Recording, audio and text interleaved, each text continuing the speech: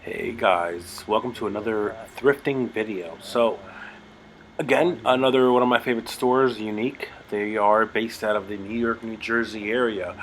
Uh, they have been doing quite a few 50% off customer appreciation blast texts that I've been getting. I got this on a Tuesday after the 4th of July weekend. And it was 50% off all the inventory in the store with a special coupon. So it's definitely worth, if you do shop at the store, sign up for their EVIP card. It's on their website. Their app does not work anymore. It's all done on a web browser, but I definitely recommend going on there and signing up for their membership program. As always, when you go to these thrift shops, get a shopping cart because you don't know what you're gonna walk out of there with.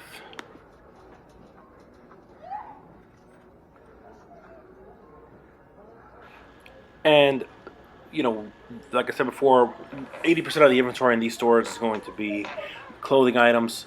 Towards the walls in these stores, you're going to find bags, hats.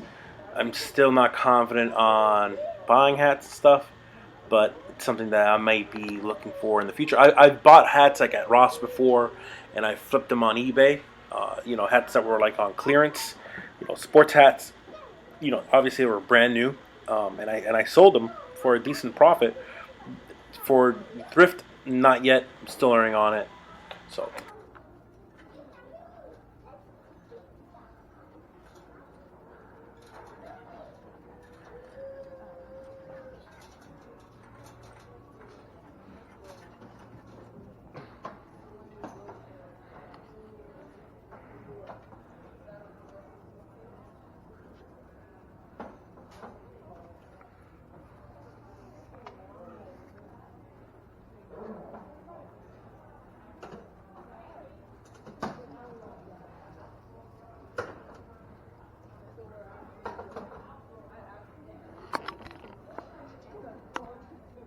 Now this is the part of the store where it starts to get interesting for me.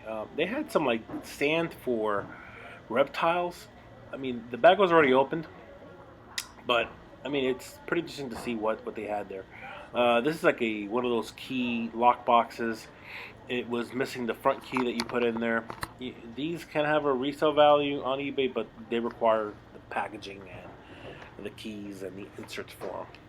Notice they had bowling balls on here. It's something that, again, I don't bowl, but there's a possibility that there's a market for it.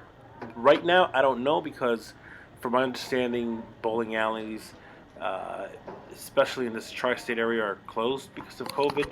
But if the sport was still going on and people were still bowling, to have bowling balls and stuff. I mean, I felt them. They felt good in my hand. This one had a bag on it. It said Kelly on it. I'm not sure it was part of a league, but for $2 for a bowling ball, you really can't go wrong with that. So I found this thermostat from Honeywell. It was in the box. Now again, it's important to go through the box and see what's in there because I have this same. It's a cheap thermostat. I have the same one at home, the one that's pictured in it, but it looks like they had a different type of thermostat in the box. It looked used. It's you want to get these brand new in good condition to resell them. I've seen them in the past. They do have a good resale value, but again, only if they're like in the box and in good condition with all the pieces. So yeah, this one I definitely passed on it.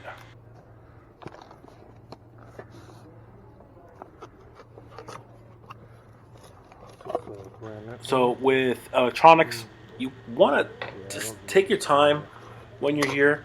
Look at all the shelves, especially look at the items that are hanging from the very top. You're gonna find interesting items that are in those little baggies. I mean, sure, you might find some remote controls, but there may be electronic items that are brand new. They were just simply taken out of the box and put in the little baggie, and it's in brand new condition. You're gonna notice here there's a ton of DVD players. There were some set-top boxes for like Dish Network. probably wouldn't pick those up. But when it comes to like DVD players, radios, that sort of stuff, you want to test them out. And if you notice there are outlets over here for your testing pleasure, you want to at least make sure, hey, does this item work? So I saw this VCR, and I was like, hey, they piqued my curiosity. I was taking a look at it and saw on eBay these VCRs had a pretty good resale margin on there, and it looked like an item that was purchased consistently. I would say a few times a week people were buying these. So everybody knows my first rule: before you buy electronics at a thrift shop, if you can test it, test it. How do we test the VCR? Well, find a VHS tape. There's a ton of VHS tapes lying around at a thrift shop. I picked up a Tybo, plugged in this VCR to the power unit, and I did the simplest step. Will it feed a cassette, and will it eject it? Well, the VCR was defective, so I put it back on the shelf, didn't take it. But like, had it worked, it would have cost me $2. I could have listed it for $20, maybe $6 shipping, $8 shipping. So it would have been a good score. But if it doesn't work, it doesn't work.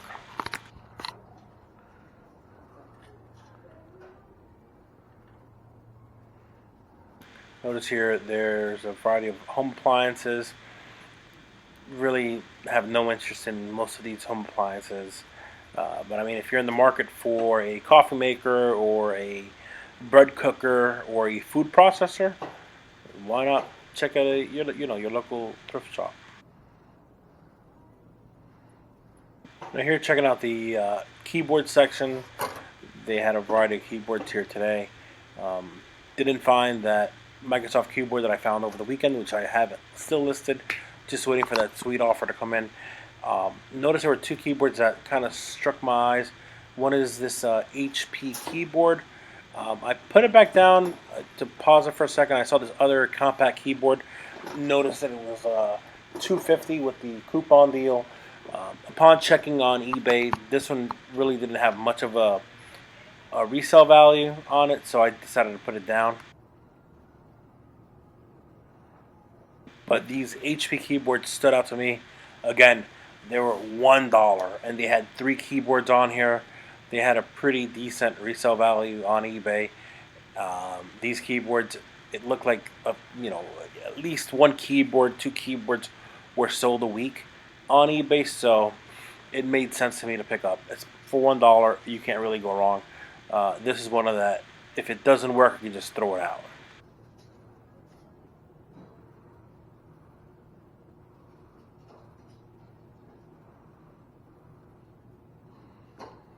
Now, over the weekend, I scored a super sweet deal with a Brother ML100 keyboard.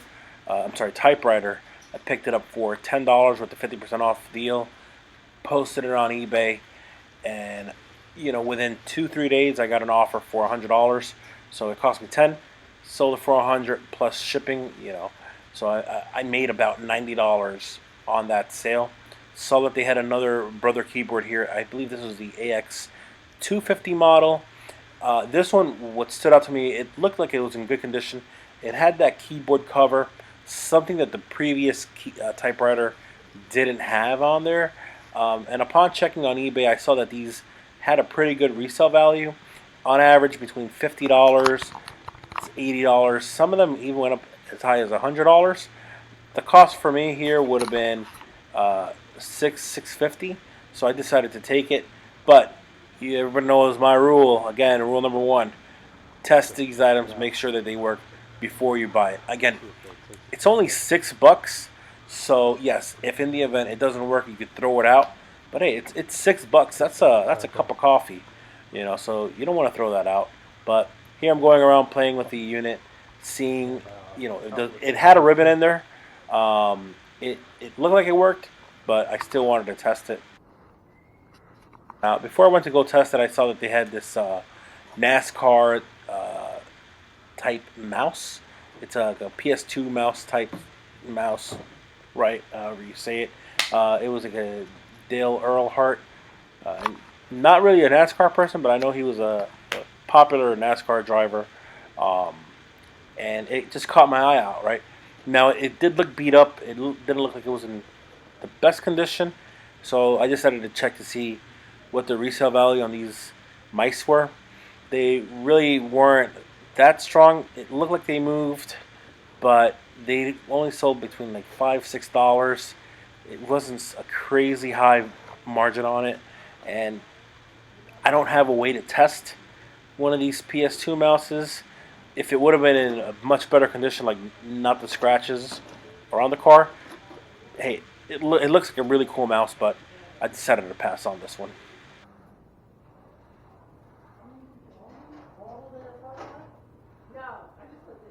So here we go to come test the keyboard. I plugged it into the power unit, and it looked like the actual keyboard was typing. So I was typing on the keyboard to see if it worked. And if you guys saw my last video, I didn't have a piece of paper with me, so I used my trip that I used. Don't get mad at me. I did type. So pretty much when you type on these keyboards, the key hits the ribbon, and then the ribbon hits the paper with the ink on it. So it imprints that key that you type. The ribbon was dry. I was able to move the ribbon a little bit over by typing on it. You could see the lettering on the keyboard, not on the keyboard, but on the piece of paper. It was just faded, and that's because the ribbon just needed to be replaced. Which, again, somebody that knows these units better can just change the ribbon out without an issue. But this keyboard did work. So I bought it for $6 or $6.50, and I have listed it on eBay for about $69.99. I might bring it down to $59.99, but I am accepting offers on it. And to ship one of these, I just have one of the boxes that I have around here, and I just ship it. Usually FedEx home.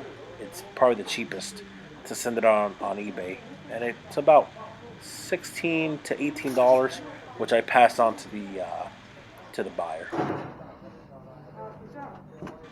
So we finished the electronics section. Now I'm running into the home section.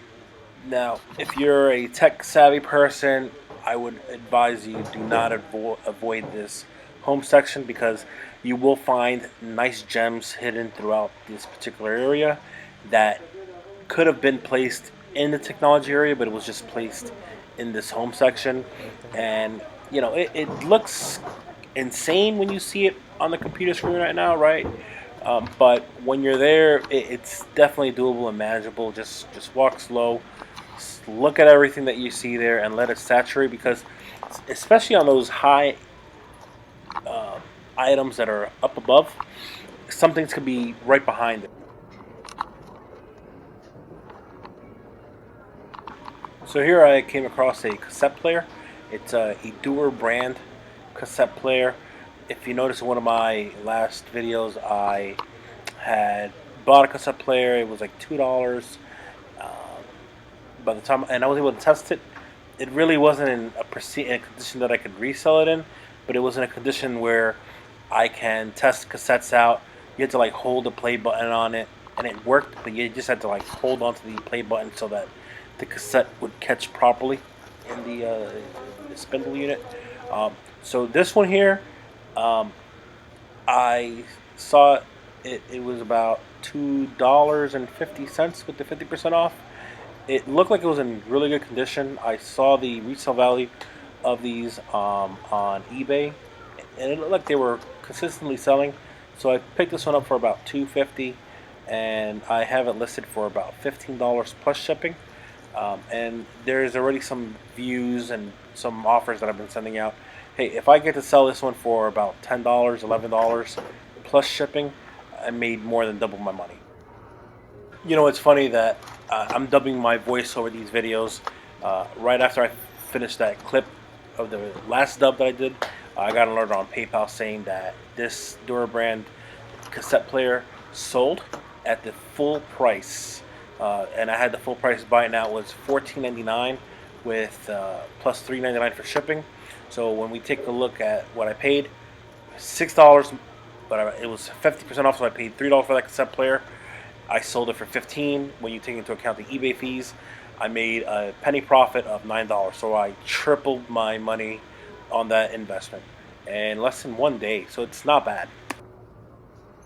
But that just goes to show, when you go into these stores, look at every single crevice, especially in the top, because that cassette player was hiding like 3 items deep of just junk. So just look. I mean, hey, I have nothing better to do, right? I'm done from work and stuff. But I saw this. This looks like a label maker. Label makers are cheap as is already, so I decided to skip on that.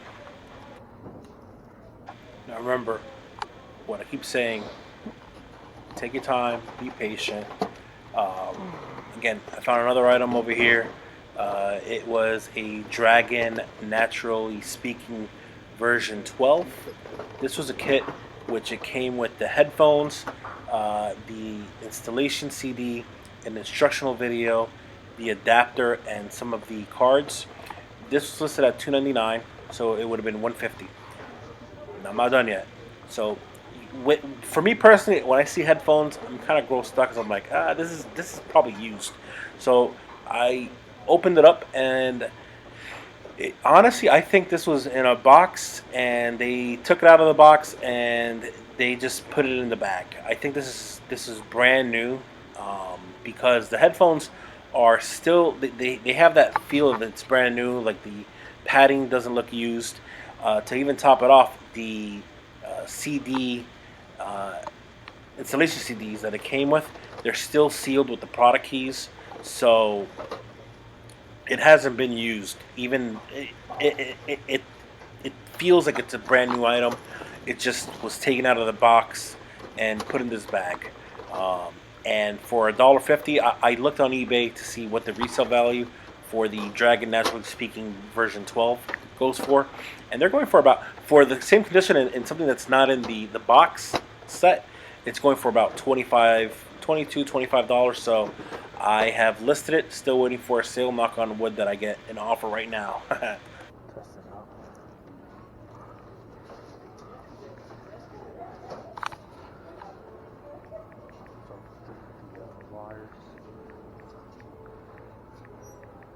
So here I found a sound design AM FM radio. It's a vintage radio from like the 80s. It runs off of a 9-volt battery. It has one of those long antennas that stick out. It struck my eye again on the top shelf, hiding towards the back, and I said, it just struck my eye because it looked like it was in very good condition. So I decided to pop this into eBay and see if this is an item that was selling. And lo and behold, this particular model, it's marketed as vintage.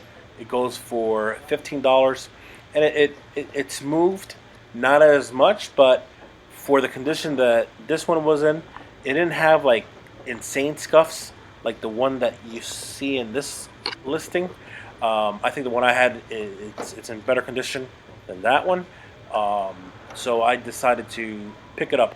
Now, how do we test it? I didn't have a 9-volt battery with me, but luckily I was able to, I bought it because it only cost like $2 for me to buy it. So if it doesn't work, I could just throw it out. But the dials on it felt pretty sturdy.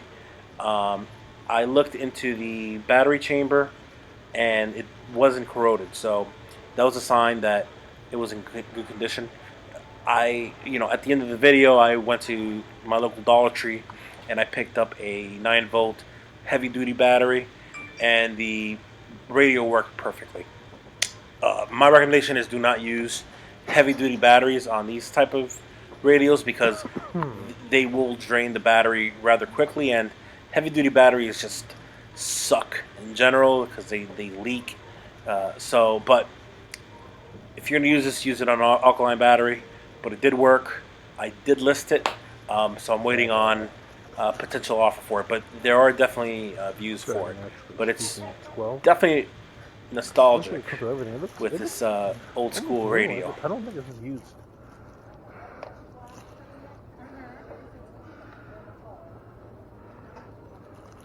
So here I found a Royal Expert Squared. Okay. It's like a personal assistant, basic personal assistant, where you can put phone numbers, emails, and that sort of stuff.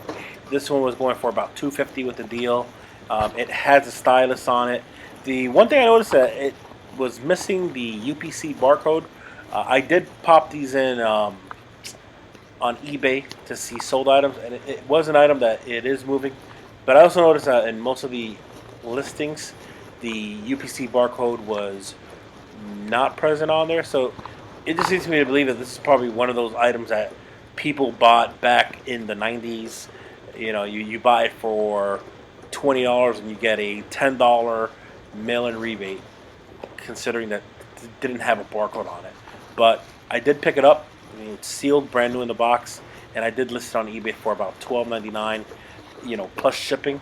So, knocking on wood, hopefully I get a sale pretty good on that.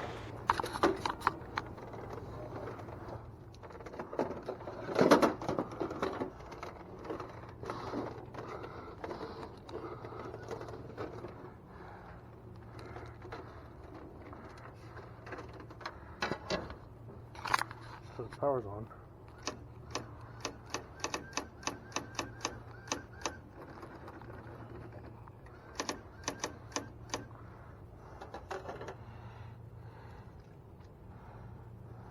So I know I always seen some of these other thrift videos, the toy sections, and like stuff for kids and stuff. It's something that I don't know really much about. I know I saw this SpongeBob 7-piece calculator set. It wasn't listed on eBay, but there was another Disney type character that they had on there with the same 7 set calculator set, but it only went for like about $2, $3, so it really wasn't worth it to pick up. So again, checking out the board games.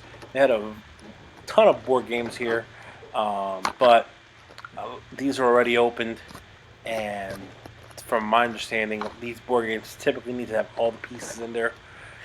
Yes, you can probably buy 2 or 3 sets of the board games, and anything that's missing, just you know, move them around. But it's just too time consuming for me at the moment. But I will definitely do some research on board games to see what moves and what makes the most sense. So we're entering the multimedia section. This is where all the CDs, DVDs, VHS cassette tapes, the books are all located. So you can find a pretty good score here, but on this particular day, didn't really find anything that caught my eye.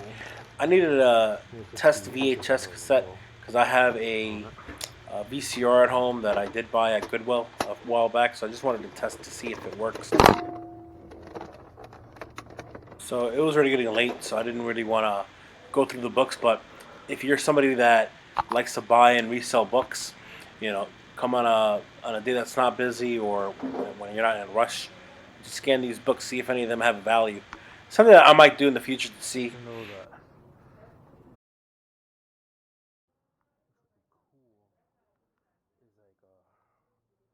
So I could have deleted this part out of the video, but I decided, hey, leave it just to show you how many clothes they have in the store. But led me to the high price goods. Sometimes you'll find some pretty neat items over here. They're locked in a jewelry case, or they're behind the set area where you need to ask an associate for assistance. Here you'll also find some cassettes. So here there was quite a few items in here, but I just didn't find anything that caught my eye. I know that there were some Matchbox sets in there, but I'm still trying to learn this particular space to see what has value.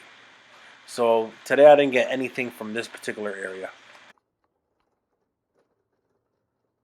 So I thought it'd be cool to show you how the checkout process works at My Unique. So they are 99%. It is a self-checkout system. They have POS machines that can accept cash, and they have POS machines which are strictly credit card, debit card, or Apple Pay, Google Pay. They also have typically one register open for a in-person cashier experience. Um, the lines for credit card, debit card, Apple Pay are usually going to be the shortest here. If you come on the weekend, it seems like everybody's paying cash. So I have a VIP loyalty card. Um, Definitely, I would recommend signing up. It's free. You scan it at the beginning of the transaction, and then take all your goods and scan them in. So some sales are different than others. For the 50% off sale today, it required a coupon which they text to you so that you apply it at the very end. But there's other sales which is automatic based on the your membership card.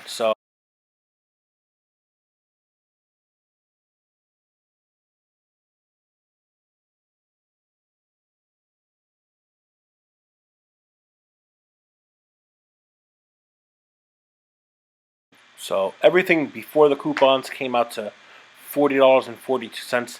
That's for 3 keyboards, the typewriter, the cassette player, the radio. So I had that coupon, scanned it in, 50% off, brought it down to $20. So if you ask me, that was a super score, especially now that I got that cassette player sold. So I made what, $9 on it. So $10 my cost. So I'm waiting. I'm still waiting to sell that Dragon, the brother. So there's definitely a good potential for the penny return on investment from your penny profit. And yes, they do take Apple Pay, and that's how I paid. So absolutely recommend it. Thank you for shopping with us. Thank you for watching this video. If you enjoyed this video, please like, comment, subscribe, smash that like button, smash the bell button. Please tell me what you want to see more of. And until next time, peace and love.